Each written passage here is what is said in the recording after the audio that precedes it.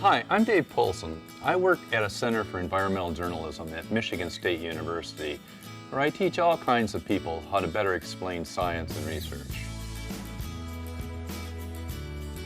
We've looked at eliminating unnecessary words from what we write, and now we're going to look at a closely related issue. It's some of the baggage we carry as researchers, which is fine if we're pursuing research, but we're talking communications here. And what are assets for research can sometimes turn into liabilities for communication. Passive voice is a tool that many researchers use to distance themselves from their research when they write it up for publication. They want the science to unfold by itself, almost as if getting involved in a personal way will imply some kind of bias. Now, that may work in a journal article, but it leads to those fat, flabby sentences devoid of color and engagement. Perhaps an extreme example is the best way of explaining the difference between active and passive voice.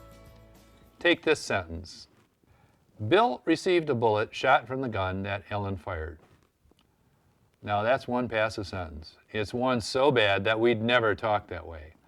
But the extreme helps make the point. And here is how we turn a passive sentence into an active one. Simply identify the noun that is doing something interesting and make it the subject of the sentence. So let's make Ellen the subject of the sentence and give her a strong verb to do that action. That's right, Ellen shot Bill. Note that by going from passive to active voice, we went from an 11-word sentence to a 3-word sentence. Let's practice a few of these. I'll show you a passive sentence. You pause the video and make it active. Then start the video, and I'll show you what I did. In this case, it's the coach that is doing something. The coach becomes the subject who uses the verb congratulated to complete the action. See how it got a little shorter? Try another one.